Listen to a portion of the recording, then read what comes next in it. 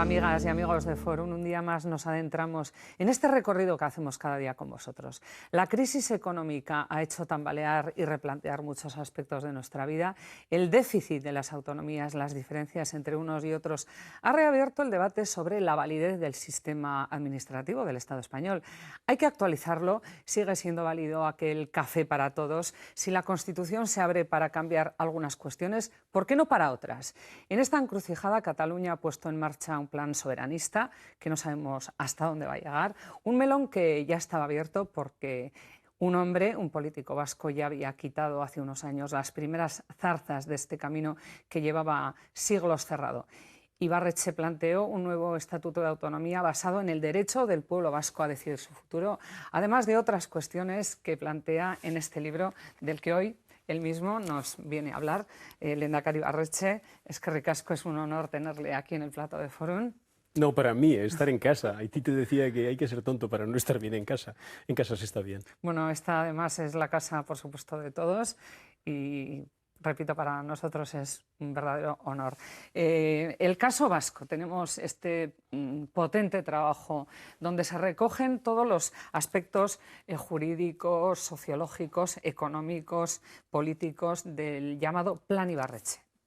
No solo, es un proyecto de investigación lo que hay detrás de este libro, realizado primero a modo de tesis doctoral, después con dos universidades norteamericanas, en Columbia, en Nueva York, y en George Mason, en Washington, en el que lo que se trata de plantear es la existencia de un pueblo, el pueblo vasco, uno de los pueblos más antiguos del mundo, asociado a un concepto moderno, el desarrollo humano sostenible. Por lo tanto, un desarrollo que yo definía con cara y ojos, ¿verdad? Ese ha sido el desafío intelectual y para llegar a él pues, hemos desbrozado el camino del principio ético, del principio democrático, del derecho a decidir y del desarrollo humano sostenible, del nuevo concepto que pretende transitar del modelo de crecimiento económico, en el que hemos basado permanentemente las políticas económicas, a el modelo de desarrollo humano sostenible. Pensar en las personas, devolver en definitiva el poder a las personas. Decía potente trabajo porque además de todo el análisis que hace desde el principio que iremos analizando a lo largo del fórum, además aporta en un CD toda la documentación que luego se puede comprobar en el libro, en este CD, ¿no? O sea, sí, hay cantidad de documentación en el CD, muchas de ellas documentaciones poco menos que inéditas, que no se conocían por parte del gran público. Es verdad que es un libro denso, y es un libro fundamentalmente que deriva de un proyecto de investigación académica, aunque es verdad que está trabajado de una manera más divulgativa, ¿verdad? Y que presenta, eso sí, presenta no solamente ideas, sino fundamentalmente lo que hace es cruzar las ideas que nos llevaron a tomar determinadas decisiones a lo largo de la historia más reciente del pueblo vasco y en concreto desde el inicio del Estatuto de Autonomía de Guernica y que nos convierte hacia el exterior en una experiencia de éxito, no solamente en términos de crecimiento económico, sino también de equilibrio social y de desarrollo de principios políticos. A eso se refiere cuando habla de desarrollo sostenible, porque la palabra sostenible implica muchas cosas, efectivamente, además de la política. Me dirijo a eso y no solamente me refiero a eso. El mundo en el que estamos nos hemos convertido en consumidores soldado, en el que realmente la afirmación que ha sostenido este consumo enloquecido al que hemos llegado es que el crecimiento económico generaba riqueza, la riqueza generaba consumo y el consumo generaba la felicidad. Pero eso no es verdad. Da igual la renta que tú y yo tengamos. Por mucha mayor renta que tú tengas más que yo, llegarás a más productos de los que yo tengo, pero ansiarás tener más y con ese producto al que no puedes acudir al mercado, tengas la renta que tengas, no tienes garantizada la felicidad, sino la infelicidad. De hecho, hemos llegado a determinados momentos en los que la civilización y la humanidad tiene más que nunca, pero carece de más cosas que nunca. Por lo tanto, ese es el desafío del desarrollo humano sostenible, tomar en cuenta no solamente la agenda económica para las decisiones, sino también la agenda social y cultural y también la agenda medioambiental. Una interesante reflexión unida a toda la argumentación que desemboca también en el tema este del derecho a decidir. Supondrá, Lehendakari, que en Cataluña se estará siguiendo, o estará usted siguiendo con mucho interés lo que está sucediendo en Cataluña y al revés, ¿no? Bueno, sí, pero sobre todo con respeto. Quiero decir que Cataluña es una nación, es innegable, como lo es, como lo somos también, el pueblo vasco, y por lo tanto yo no tengo ninguna duda de que hace 2000 años, cuando no existían los actuales Estados-nación que existen en Europa, existían los pueblos y existía el pueblo vasco.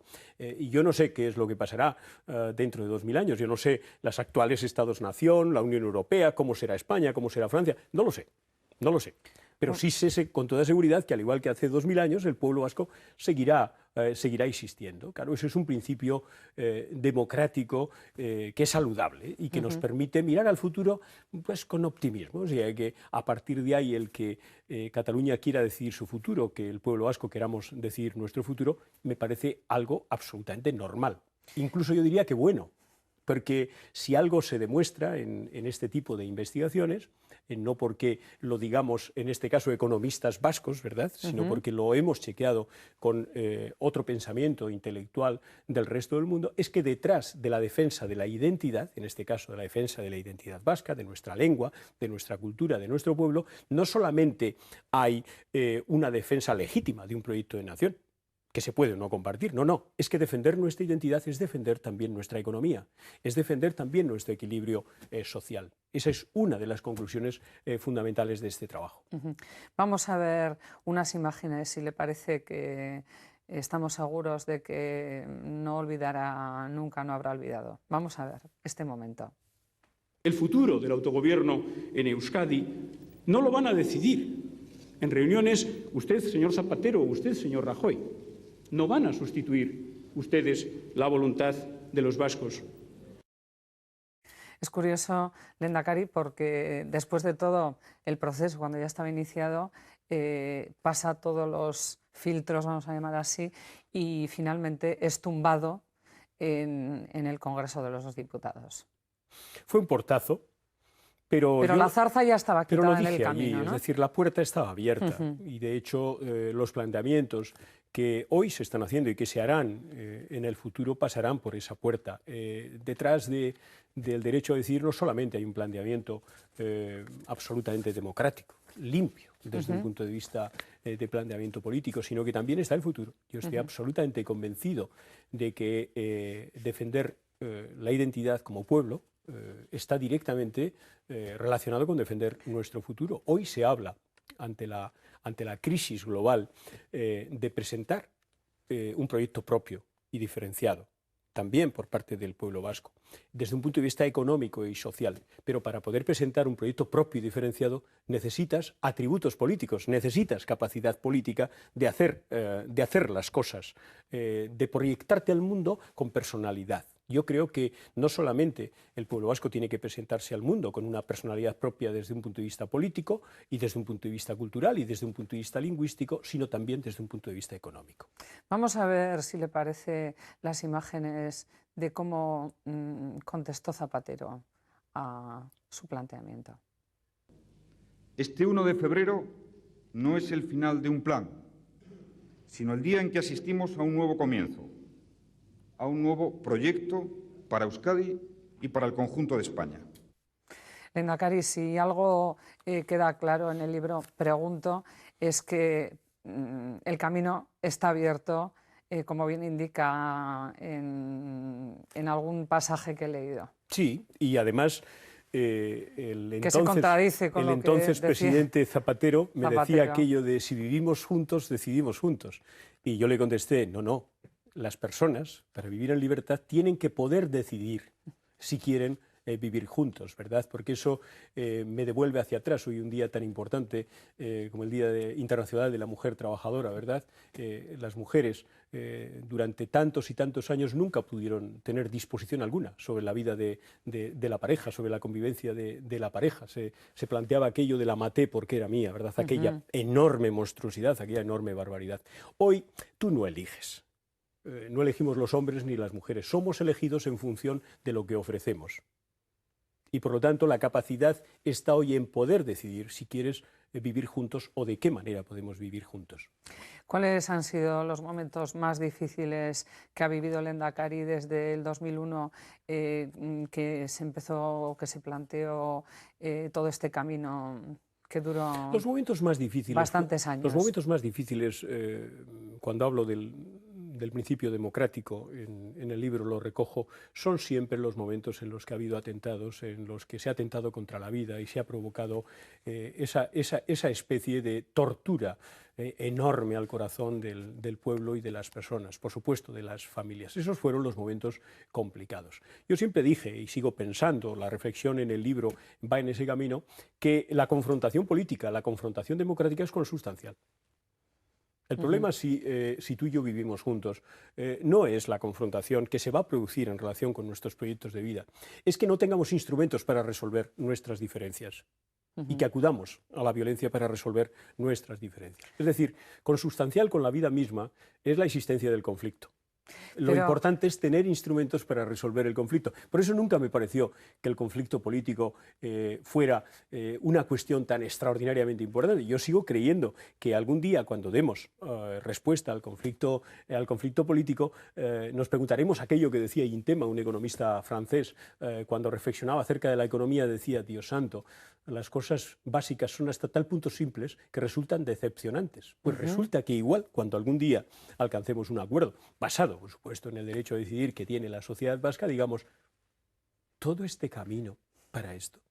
Bueno, esta es la pregunta también que nos hacemos ahora, porque esta reflexión, este libro, está escrito cuando ETA todavía no había anunciado su cese definitivo. Si esto hubiera estado, esta situación que vivimos ahora, se hubiera vivido entonces, mientras usted analizaba y plasmaba en el libro la situación, ¿hubiera cambiado un poco tanto el contexto del libro como quizá los resultados? No, el libro plantea ya una parte final de la reflexión y de la investigación, está hecha ya con la declaración de la tregua definitiva por parte de ETA. Y el libro plantea una mirada hacia atrás, como planteaba Kierkegaard, ¿no? La vida, para ser comprendida, tiene que ser mirándola hacia atrás, porque el que no sabe de dónde viene no sabe a dónde va. Pero la vida, para ser vivida, tiene que ser mirándola hacia adelante. Entonces, el planteamiento que se hace en relación con el pasado y con el futuro es: está bien, hemos tenido todos estos problemas, hemos tenido todos estos lastres para conseguir el fin de la violencia, para conseguir la normalización política, pero ahora tenemos una nueva oportunidad. Por lo tanto, la publicación no mira hacia atrás, es una publicación que mira hacia adelante. Fundamentalmente, aprendiendo del pasado, lo que hace es mirar hacia adelante. El pasado puede alumbrar, pero no puede hipotecar el futuro. Y por lo tanto, en el libro lo que se hace es: tenemos una nueva oportunidad ante nosotros, hemos de aprovecharla. Precisamente en el libro da una hoja de ruta. ¿Nos puede hablar de estas indicaciones, de esta hoja de ruta? Bueno, no pretende ser un escenario de hoja de ruta para que nadie continúe un camino. Es producto de una reflexión intelectual en el que, aprendiendo del pasado, pretende mirar hacia el futuro. Y por tanto, las recomendaciones no son para nadie, son solo reflexiones para que quien lo lea se sienta atraído, se sienta motivado. Yo he sido toda mi vida provocativo, en el sentido positivo de la palabra, y lo sigo siendo, lo seguiré siendo mientras viva. Es importante provocar pero también, sin tratar, ¿no?, para de entrar, reaccionar. Claro, ¿no? claro, pero sin tratar de entrar en la vida del día a día, sin tratar de dar recomendaciones a nadie. Alguien me preguntaba alguna vez: ¿qué recomendaciones le da a usted al nuevo Lehendakari, al Lehendakari Urkullu? Yo le decía: lo mejor que puede hacer alguien que ha sido Lehendakari es no dar ningún tipo de recomendación. Es simplemente el teléfono, por si acaso en un momento determinado cree que te debe llamar para ayudarle, nada más. Por lo tanto, en el libro lo que se hacen es recoger un conjunto de visiones de cara al futuro, que fundamentalmente se concentran en que en relación con la sociedad vasca, tener capacidad y competencia para desarrollar y profundizar en tu propia identidad, va a estar cada vez más relacionado, curiosamente, no solamente con la idea de nación o con la idea de pueblo, sino con el desempeño económico, con el desarrollo equilibrado, con la consecución del desarrollo humano sostenible, en definitiva. Bueno, de hecho, en toda lo que duró la preparatoria del Plan Ibarretxe, usted contó con la opinión de la ciudadanía, se organizaron distintos debates en varios municipios de Euskadi y este contacto con la realidad de los ciudadanos, las opiniones, los debates que luego se llevaron a Bilbao, donde se reunió usted con todas estas personas que participaron. Todo esto también, ¿de qué le ha servido a la hora de elaborar aquello fue este estudio? Sí, fue una gran experiencia en la que además participaron instituciones internacionales. La Universidad de Columbia de Nueva York participó en la valoración de aquellos actos de Compondu, que así se denominaron, y se hizo una presentación final por parte de unos expertos internacionales que visualizaron, que tenían una perspectiva sobre nosotros. Allí también abrimos un camino. Probablemente deberíamos haber profundizado en él, probablemente debiéramos haber profundizado mucho más en él, pero se trata de una experiencia en positivo. Yo creo que hay que aprender de las cosas que se han hecho bien y de las cosas que se han hecho mal. En mi época de ejecutivo, yo suelo decir, en mi época de ejecutivo, yo fui 30 años ejecutivo en la vida pública y en la vida privada. Y los días que tenía muy buenos, de las 100 medidas que tenía, decisiones que tenía que tomar cada día, tomaba 50 bien, los días que tenía muy buenos. Por lo tanto, hay cosas que se hacían bien y otras que no se hacían tan bien, pero lo importante realmente es aprender de las cosas que han salido bien y sobre todo de las que han salido mal. Esta sí fue un buen ejemplo de la participación ciudadana que yo creo que habrá que, en su momento y en relación cada vez con más temas. Yo creo que la participación ciudadana ha llamado definitivamente a la puerta del mundo. Cuando hablamos de crisis económica, no se puede hablar de crisis económica global. Sí se puede hablar de una crisis de valores global, porque hay zonas creciendo en el mundo. Está creciendo Latinoamérica, está creciendo incluso África, está creciendo en Asia. Tiene más problemas, sobre todo en el mundo, la Unión Europea, también con una economía dormida, Japón y Estados Unidos. Pero no se puede hablar de una crisis económica global. Es verdad que hay una afectación económica a la baja en todas las economías del mundo, pero sobre todo lo que hay es una crisis de valores. Una crisis de valores que toma cuerpo en todos estos espectáculos que estamos viendo alrededor de la corrupción, alrededor no solamente económica, pero también democrática, etcétera, etcétera, etcétera. Realmente yo lo que creo que estamos necesitados es de ideas, de nuevas ideas. Y las ideas tienen que derivar del conocimiento. Si alguien está pensando que en un gobierno, sea aquí o allá, se acierta sin conocimiento, se acierta sin realmente trabajar muchísimo las cosas, pues está errado. Eso es como si alguien te dijera a ti, diga un número entre el 1 al 10 millones y si aciertas, acertarías también para lograr desempeño económico, social en tu país. En definitiva, todas las ideas tienen detrás un proceso de aprendizaje. Y si no hacemos el proceso de aprendizaje es casi imposible que acertemos en el diseño. El ciudadano de a pie también se pregunta cuáles son las diferencias entre la estrategia de lo que fue el Plan Ibarretxe y lo que ahora están haciendo en Cataluña. Además, al hilo de lo que acaba de decir, dadas incluso las diferencias económicas que en el momento actual nos separan a Euskadi de lo que está viviendo Cataluña, ¿no? ¿Cómo explicaría un poco al ciudadano de a pie qué diferencias existen? En el caso vasco se explica, no solamente en relación con Cataluña, sino en relación con otros casos que se producen en el mundo, como es el caso de Escocia, como es el caso de Flandes, de Valonia, de Quebec, todos ellos en el de Irlanda, de Irlanda, todos ellos en el primer mundo. Y obviamente se refleja clarísimamente que son procesos diferentes, pero en general todos ellos tienen dos elementos en común. Uno, que al final el camino acaba con una decisión democrática de la sociedad en Escocia, de la sociedad en Cataluña, de la sociedad en el País Vasco. Con métodos diferentes, con procesos diferentes, pero todos acaban al final con una decisión democrática, que es la que se negó en su momento a la sociedad vasca. Y en segundo lugar, la diferencia se da, a juicio de los expertos en esta materia, en que hay dos modelos.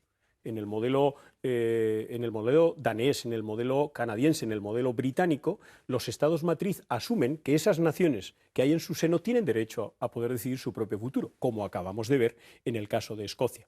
Y hay solo un caso diferente, el caso español, en el que se dice que toda la soberanía reside única y exclusivamente en las Cortes Generales del Estado en Madrid y que, por lo tanto, no hay ningún tipo de capacidad de decisión en la sociedad catalana o en la sociedad vasca. Es el único caso. Lo que dicen los expertos, lo que dice el debate intelectual, es el único caso en el que no se reconoce que haya una soberanía diferenciada de la que reside única y exclusivamente en Madrid. Esto me retrotrae a aquella última conversación que yo tuve con el presidente Zapatero en Madrid, que se recoge en la publicación, cuando yo le decía, no entiendo muy bien a las instituciones españolas, porque tú estás dispuesto a compartir soberanía con Malta, con Estonia, con Lituania, con Luxemburgo. ¿Por qué no estás dispuesto a compartir soberanía con Cataluña y con Euskadi? No lo puedo entender. Ahí es lo que hablamos de las comunidades históricas y realmente la situación que está viviendo Cataluña, afectada por una crisis económica muy grande y por casos de corrupción.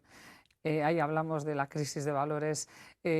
¿A usted le parece que quizá en Cataluña estén cayendo en disfrazar toda esta situación que tienen con las reivindicaciones soberanistas que quizá las podrían plantear en otro momento?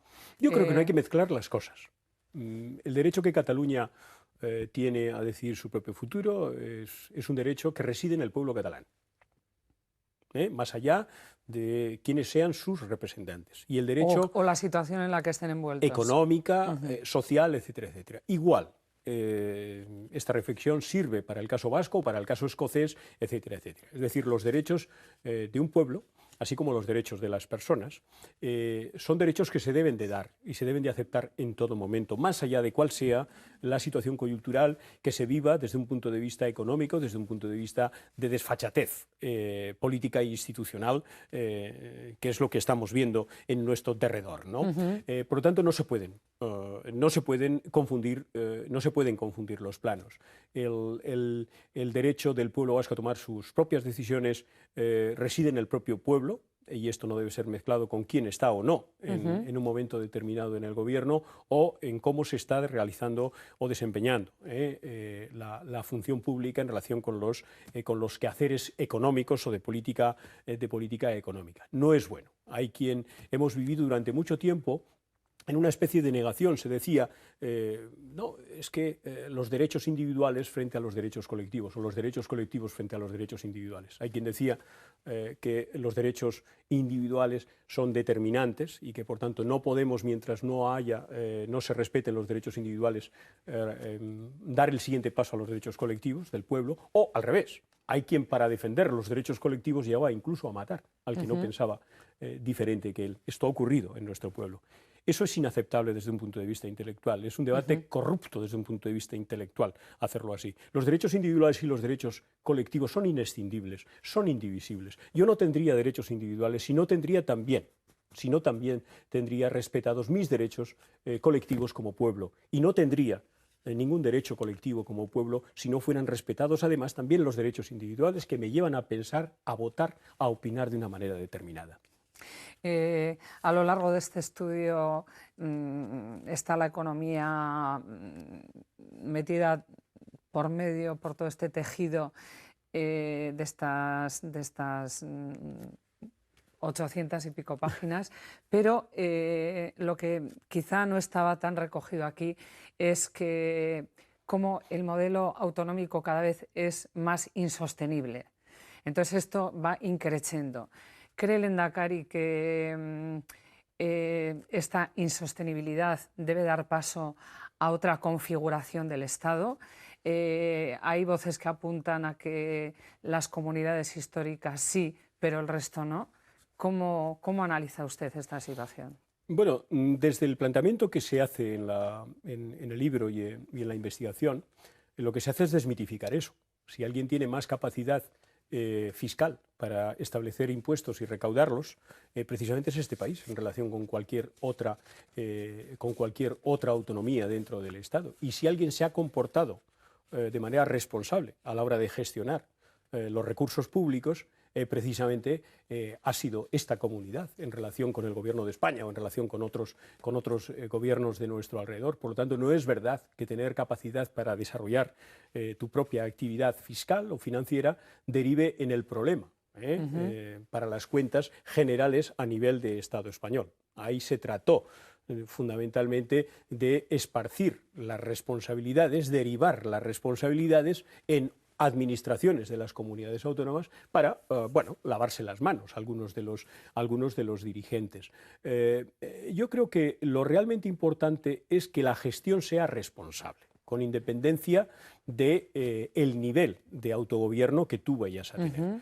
Es evidente que en su momento el Estado autonómico, a la vista de cómo se ha desarrollado, fue una cortina de humo para tratar de diluir las naciones vasca y catalana y las nacionalidades vasca y catalana dentro del concepto y de la identidad de la nación española, y que eso tampoco no ha dado sus frutos. Y de hecho, hoy, después de unos cuantos decenios, la ubicación, la relación, el modelo de relación que tenemos vascos y catalanes en relación con España no es un modelo cerrado, es un modelo absolutamente abierto, una asignatura pendiente de resolver. Y en este caso, el modelo, la capacidad competencial que tú tienes para desarrollar tu propio proyecto, no solamente desde un punto de vista político, pero desde un punto de vista económico, hoy, en una época complicada de crisis, tiene más importancia que nunca,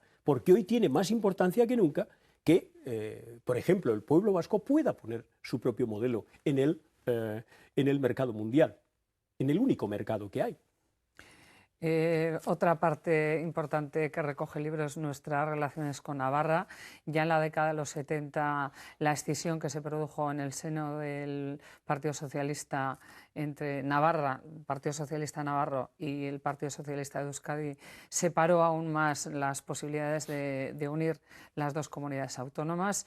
Esta ambigüedad que siempre fluctúa en el socialismo, ¿qué desencadenantes puede tener? ¿Cómo lo ve usted? Bueno, el planteamiento que se hace en el libro es que clarísimamente estamos ante un pueblo con tres ámbitos de decisión, que son propios. La comunidad autónoma, es decir, Álava, Bizkaia y Guipúzcoa, Navarra, por otro lado, e Iparralde, por otro lado. Y no podremos decidir alaveses, guipuzcoanos y vizcaínos por navarros, ni al revés. Y que, por lo tanto, el planteamiento que se hace es un planteamiento de decisión propia de estas comunidades, de estos territorios históricos vascos. Aunque lo que es incuestionable es que hay una cultura detrás. El euskera es la lingua navarrorum. Y, por lo tanto, el elemento cultural es determinante. Hay el debate cultural que se pretende fundamentalmente desenmascarar en esta publicación, es el debate que confronta lo universal con lo local. Hay quien dice que yo soy un ciudadano universal y soy un amante de la cultura universal.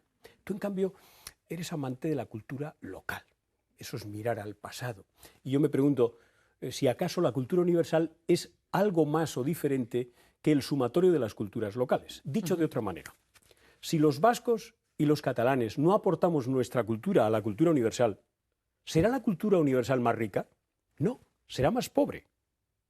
Desde el Instituto de Innovación Social de Stanford, a través de Mary Rulett, de un investigador, un lingüista, se dice que de las 5.000 lenguas culturas que existen en estos momentos en el mundo, apenas van a quedar vivas 500. Se recoge en la publicación, en el libro. Apenas van a quedar 500 vivas para finales de este siglo. Por lo tanto, detrás del actual modelo de globalización, del actual modelo de crisis, lo que hay es una eliminación de las culturas. Yo me pregunto, aunque solo fuera en términos cuantitativos, esa cultura universal que decimos desde un punto de vista progresista, falsamente progresista, abrazar algunos, ¿será más rica al final del siglo XXI? Prácticamente lo vamos a ver, con 500 lenguas, que hoy con 5.000. Es evidente que no. Por lo tanto, es evidente también que hay que superar la dicotomía entre cultura universal y cultura local. Entre otras cosas porque la cultura universal no es nada diferente de la aportación de las culturas locales propia y diferente a esa cultura universal. El que los vascos podamos aportar nuestra cultura, siendo lo que somos, a la cultura universal, es lo que hará la cultura universal más rica. Y si nosotros desaparecemos y con nosotros nuestra cultura, la cultura universal no será más rica, será más pobre. Vemos un poco la postura o algunas voces que indican que el gobierno español está haciendo muy poco por avanzar en el terreno de la normalización, un tema también muy presente, incrustado a lo largo del libro. Esta falta de interés por avanzar en este camino puede motivarse, en su opinión, a que no quieran afrontar el problema de fondo, que es abordar finalmente toda la reorganización de todo lo que tienen alrededor, no solamente al organizar, al pensar en los vascos y en los catalanes, tener que pensar también en el resto de lo que compone esto que llaman Estado español? Bueno, yo creo que lo realmente importante, lo que se recoge en la publicación precisamente es un informe que se presentó ante el Parlamento Europeo hace poco más de un año, de un grupo de profesores de universidad de Europa, liderados por un profesor catalán, por Jaume López. Y en ese informe lo que se dice es que en todos los conflictos que hay de identidad en estos momentos en Europa y en el mundo, en los países avanzados, que hay dos modelos. Un modelo en el que daneses, británicos, canadienses aceptan que las naciones en su seno, sea Quebec, sea Escocia, tienen derecho a tomar sus propias decisiones de cara al futuro, y aparte de ese modelo hay uno solo diferenciado, que es el modelo español, que no acepta que, aunque existen naciones en su seno, tengan ningún derecho a tomar sus propias decisiones. El futuro, yo creo que lo que está marcando clarísimamente es que defender la identidad por parte de Escocia o por parte de Cataluña o por parte de Euskadi no solamente está relacionado con defender una idea de nación, que repito, antes decía, se puede no compartir. No, es que es defender también nuestra economía, es defender nuestra actividad, es defender las reducciones del paro, es ubicarte en un proyecto en el mundo con personalidad propia. Yo siempre he creído, cuando presentaba esta misma semana el lehendakari Agirre, el lehendakari Sender, lo hacía diciendo que mi intención, con dos socios, dos universidades de prestigio en el mundo, como Columbia, Nueva York, y George Mason de Washington, que mi objetivo era tratar de poner que Euskadi o Euskal Herria, el pueblo vasco, nuestra cultura, nuestra lengua, nuestra forma de ser, nuestra economía, en el mapa del mundo. Tener un sitio en el mapa del mundo no solamente es una cuestión política, no solamente es un objetivo político, es también un objetivo económico y social. Ahora estamos viendo imágenes de esa presentación del nuevo centro. Sí. Ahí está el lehendakari Urkullu, todas Sí. las autoridades. Qué ilusión presidir este proyecto de innovación, de futuro. ¿Cómo ha surgido? ¿Cómo lo lleva el lehendakari? Bueno, es un paso más. Porque esto va a dar pie, creo, me han contado, a una segunda parte del libro. Bueno, vamos este a libro, trabajar. ¿no? Lo que va a haber el proyecto de investigación realizado va a ser el campamento base intelectual del que van a salir otro tipo de investigaciones, ¿no? Pero claro, el centro es simplemente una meta volante más dentro de una carrera de largo aliento, ¿no? De hecho, yo vengo trabajando en este proyecto, dirigiendo este proyecto de investigación en estas dos universidades durante los últimos años. ¿Qué es lo que ha ocurrido? Que a estas dos universidades, a la Universidad de Columbia, a la Universidad de George Mason, americanas, se une ahora la Universidad del País Vasco. Y a través de Euskampus, del Campus para la Excelencia vasco, ponemos en marcha el Agirre Lehendakaria Sender, que lo que hace es estructurar el trabajo que hasta ahora había venido desarrollando. Realmente, desde un punto de vista personal, ¿qué es lo que me ocupa? ¿Qué es lo que realmente me entusiasma? Que las relaciones que yo he podido tener como profesor universitario investigador con estas instituciones no mueran conmigo, sino que queden a disposición de este pueblo, que queden a disposición de las instituciones académicas de este pueblo, que queden a disposición de los alumnos, de los profesores de las universidades, no solamente de la UPV, pero del conjunto de las universidades y del sistema universitario vasco. Que tengamos una posibilidad de nexo con universidades de prestigio en Norteamérica. No nos damos cuenta que América no nos está mirando a Europa, América está mirando a Asia. Y nosotros, a través de una institución como el Centro Lehendakari Aguirre, que toma el nombre de Lehendakari, que fue profesor también en Columbia, yo lo único que he hecho es continuar un camino que se inició hace muchos años. Allí, a través de allí, poder tener una mirada para todo el mundo. Es decir, una mirada desde Euskadi, mirar al mundo para vernos a nosotros mismos y desde el mundo socioeconómica, innovación. Exacto, es decir, ha sido nuestras cartas de presentación, claro, ¿no? Tenemos que mirar al mundo para ver lo vasco, para ver nuestras empresas, para ver nuestros productos. Y a través de este centro, lo que pondremos es también una ventanita para que desde el mundo vean al pueblo vasco. Este es el objetivo. Bueno, pues con todos estos retos vamos a tener que despedirnos. Ha sido un placer y además es maravilloso verle otra vez en primera línea de la innovación en Euskadi, porque yo creo que ahora Lehendakari es más necesario que nunca. Aquí hay que arrimar el hombro. Es un mundo, vivimos un mundo complicado, con crisis poliédricas, con procesos de corrupción bárbaros. Se necesitan nuevas ideas, se necesita nueva savia, se necesita frescura. Hay que aportar frescura a este mundo.